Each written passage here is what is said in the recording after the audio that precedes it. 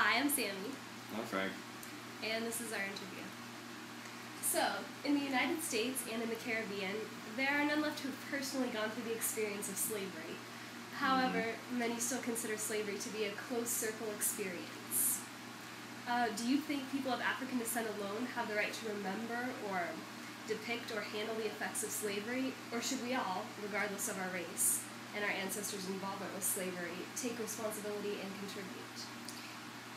Well, necessarily, I think we should all take responsibility. But pertaining to the question of whether we should be allowed to remember is, I think, a harder question. I believe in class it was mentioned that should we prevent a black artist from making sculptures or painting pictures about the I don't know, American Revolution or something? Did he have just as much right as a white person does to represent an American event? And I don't really necessarily have a straight answer for that. I tend to say the answer, I tend to think the answer is yes. I tend to think the answer is if you say were born in the Caribbean or you live in the Caribbean or you're in some way affected by the after effects of slavery on your culture, and I tend to think culture is kind of a nurture kind of thing. I don't think you're really born with any cultural identity necessarily, besides maybe your skin color. So I think if you're going to be living in the society and you're somehow affected by that society, I think you should have a right to kind of remember the society's past. Anyway. So, racism is obviously still a problem in the world today. What do you think that what do you think about the view that the best way to be authentic to memory is to prevent racism in the present day? I think it's a good idea because obviously slavery is no longer existent in the United States or in the Caribbean, and kind of being authentic to the memory of slavery, I think really entails dealing with its present day problems, and I believe the biggest present day problem of slavery would be racism. So, how do we deal with racism? So how do we deal with racism? I think,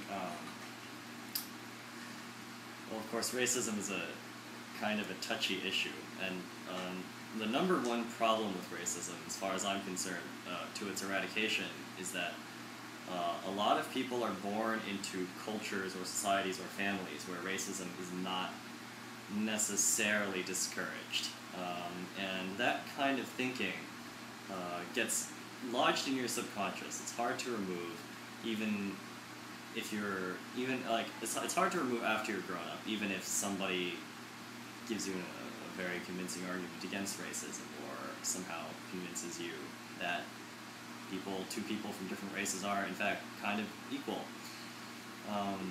But it's still lodged in your subconscious. It's hard to remove. So I really believe the only real way to get rid of racism is to teach a mantra of total equality from the first day children go to school. And this, I believe, is very difficult because in order to really push for total equality in schools, you need to have teachers that fully believe in that concept. So it's kind of a vicious circle. If you don't have this kind of educational system, you're not going to be able to train children to be kind of non-racist. And if you don't have children who are non-racist, who is going to grow up into the non-racist adults?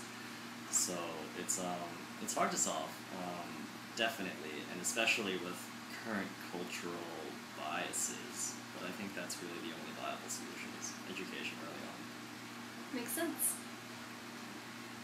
Okay, so on the other hand, if we were going to try to remember slavery, which I do not think is a viable solution, but okay. If we were going to, what would be the most effective way of remembering slavery? I mean, we talked about Walt Disney's plan to have a theme park. Do you think that's a viable... Well, no. I forget which author this is, but one of the authors we've read talked about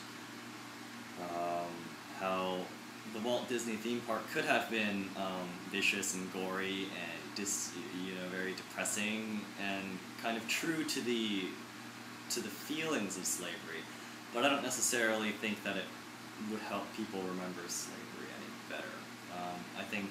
So is an accurate portrayal of slavery necessary for people to understand what slavery was like? I don't think so. I don't think people necessarily need to understand physically what slavery is like. I don't necessarily think that's needed if we were to want to remember slavery. And besides, I think that a completely accurate portrayal of slavery is virtually impossible anyways, because, for example, in the case of Disney's theme park, no matter how vicious they make the simulation of slavery, it's still a theme park, and they still need to make money, and they still need to give out, expensive French fries and things like that. And so there's no way, unless you're in a situation of total immersion, to really get the full slavery experience. Yeah. So if it's impossible to get the full slavery experience, and we're assuming that it's not a viable solution to racism, then is there any value in remembering slavery? I think so. I think, well, not to sound a little cliche, but one of the reasons we study history is so that history doesn't repeat itself. And while I am of the opinion that it is highly unlikely that slavery will come again into being, I do believe there's a value in studying slavery, not necessarily as kind of a literary dissection kind of thing, but to kind of know its horrors and to have a cultural background. I think really to have a cultural background, to know where certain people are coming from in their opinions and their political views and their family life and things like that. I think it's a good thing. So, sorry. So, if that's the purpose of remembering slavery, then what is the best way to remember slavery? Are, national monuments a good way to teach about slavery?